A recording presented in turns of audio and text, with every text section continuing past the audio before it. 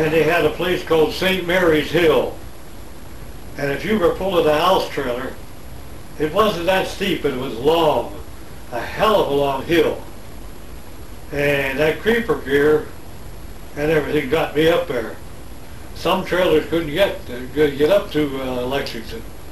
Well, what didn't look at bad, but it was really long, St. Mary's Hill. And I got up there, and we were only there, I think we were supposed to be there a week. And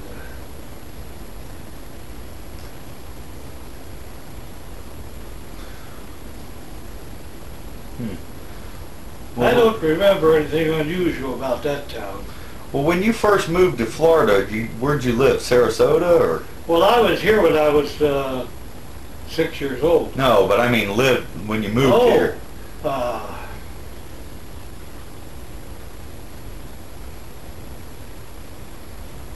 I think so. When'd you move to Tampa? In the 50s, or? From Fort Lauderdale. It was, the reason we moved out of Fort Lauderdale was because of the Musicians Union. They were pulling tricks on us, and I knew they were. Every time if you stayed in the jurisdiction for 6 months or 9, whatever it was, they had to let you in the local. We'd stay there for up to 3-4 days, and we'd get notice. Every job we'd ever worked there, and we'd end up in Cape Canaveral. And I got tired of that goddamn union pulling that shit, you know. So I had a Tampa card when we moved back here. And stayed in that old ratty house down there for maybe a week, I don't know. Real estate lady showing us different places. She showed us this house, and the price was right and everything. And yeah, what'd you pay? $11,500. It was supposed to be a GI Bill. I wasn't a GI, but then the Immigrant Bank of New York bought all that stuff out. And they owned us for a while till we paid. I had it all paid off one time. Now we only owe about 60,000 or 70, whatever it is, you know, thanks to Mary Ellen. But if you don't pay off a house and to do without and everything like that, you'll never own them. The bank always owns them. They own everything.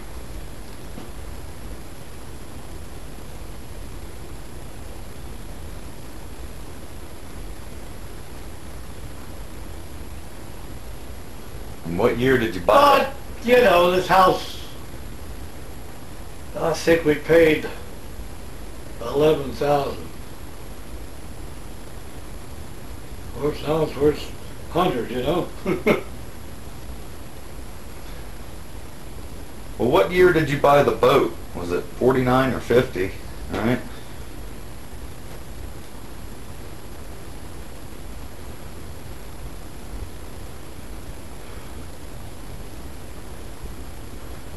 I don't know, but my mother was still alive.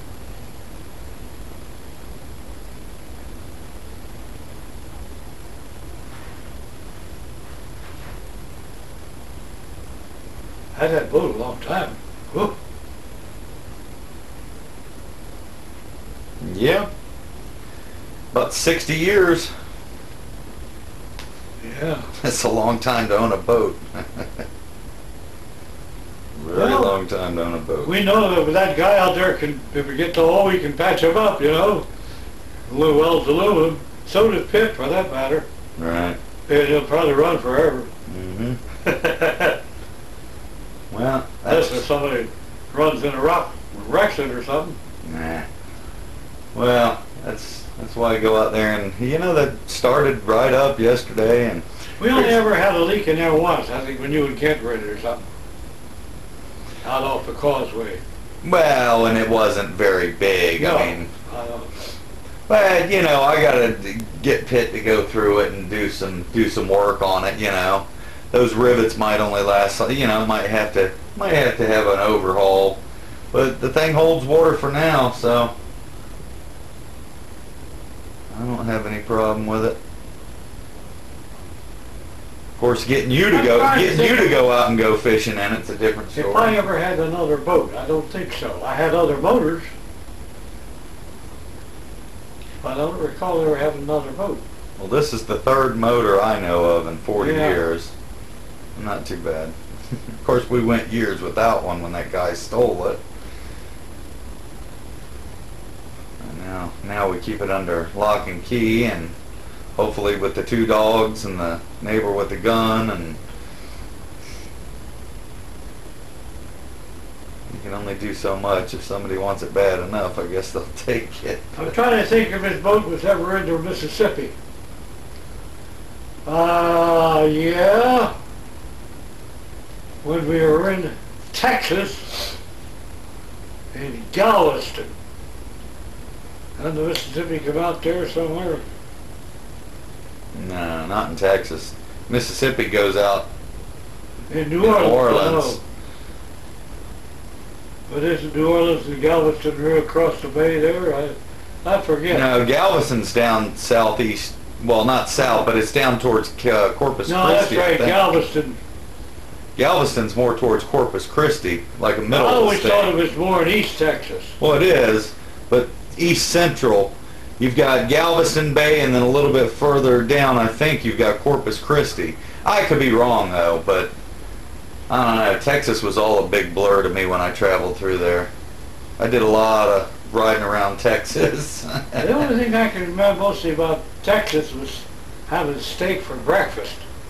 You know, you stop at a place to get breakfast and they'd feature steaks and stuff like that. People eat that for breakfast. Well, I did too, I guess, when I was there. What about the time you and John, when John was a kid, got caught in a storm That or was something? Galveston Bay. What happened there? Well, we were fishing. John was only, what, 2 at the most. I don't even know if he was 2. But he would go in the boat, and he behaved real well. And as storms come up so much quicker than they do around here. Here you can see them coming for a long way, you know it. Down there, you see it dark, get the hell out of there right away. They're so fast. And boy, they'd come up, and we were out in the bay, and the waves were about 6-7 feet high.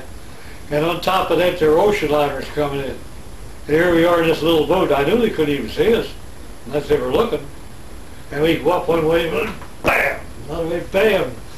And John was only 2, I guess, and had a boat cushion, put it in the middle of the boat, and said, "Sit down, John, don't move." And he didn't. We did get back to shore, boy. Those waves bounced you down. I thought we were going there for a while. I said, "I don't think I'll ever get rid of this boat." It held up and all that.